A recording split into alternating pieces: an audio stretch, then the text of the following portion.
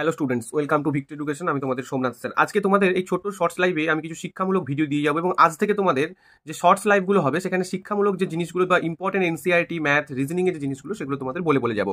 তো দেখো, আমাদের বারবার প্রত্যেকটা পরীক্ষায়, বিশেষ করে টেকনিশিয়ান 2024-এর সব থেকে বেশি প্রশ্ন যদি একটা ছোট্ট জায়গা থেকে কোনো এসে থাকে, দ্যাট ইজ এই ছকটা।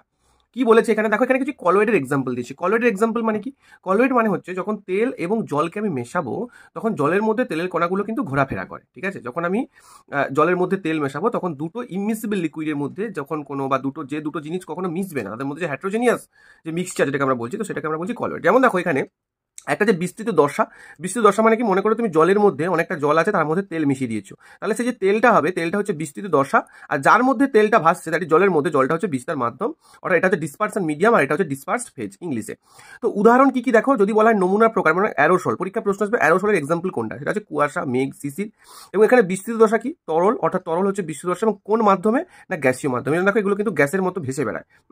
তারপর হচ্ছে অটোমোবাইলের নির্গত ধোঁয়া, এটা অলরেডি টেকনিশিয়ানের প্রশ্ন এসেছে, এটা কি হবে?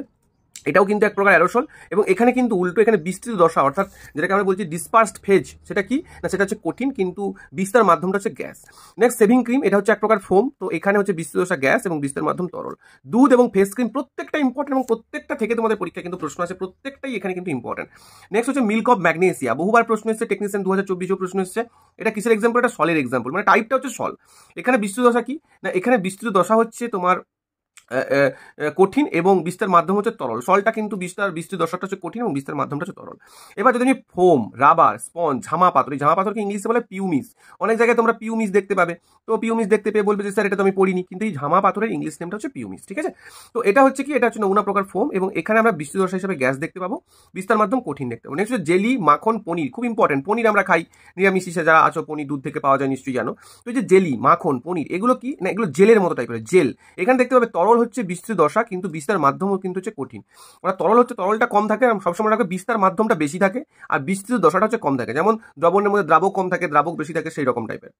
রত্ন পাথর, ঘোলাটে কাঁচ ইত্যাদি, এগুলোর ক্ষেত্রে কি হচ্ছে? এগুলোর ক্ষেত্রে কিন্তু একটা হচ্ছে কঠিন, এটা হচ্ছে একটা কিন্তু কঠিন সল, এবং এক্ষেত্রে কিন্তু বিস্তৃত দশাটা কঠিন এবং বিস্তার মাধ্যমটাও কঠিন। তো এগুলো কিন্তু তোমাদের মনে রাখতে হবে। বিভিন্ন টাইপের প্রশ্ন আছে, জিজ্ঞাসা করতে পারে কখনো যে এমন একটা উদাহরণ দাও, কলয়েডের এক্সাম্পল দাও, যে ক্ষেত্রে বিস্তৃত দশাটা তরল, বিস্তার মাধ্যম গ্যাস। বা এটাও বলতে পারে যে একটা ইমালসানের এক্সাম্পল কোনটা, দুধ, ফেস ক্রিম একটা ইমালসানের এক্সাম্পল। তো এগুলো কিন্তু পরীক্ষা আছে, এগুলো কলয়েডের এক্সাম্পল, এবং এখান থেকে আমি বলতে পারি 1 থেকে 2 নাম্বার কনফার্ম তোমরা কিন্তু গ্রুপ দিতে পারবে। থ্যাংক ইউ প্রত্যেককে। অবশ্যই কিন্তু ভিক্টর এডুকেশন চ্যানেলটাকে সাবস্ক্রাইব করে রাখবে, প্রত্যেকটা ক্লাস রেলের জন্য ইম্পর্টেন্ট ভাবে কিন্তু এখানেই এক্সক্লুসিভলি পাবে। থ্যাংক ইউ প্রত্যেককে, দেখা হবে নেক্সট একটা সেশনে। সাবস্ক্রাইব নাও।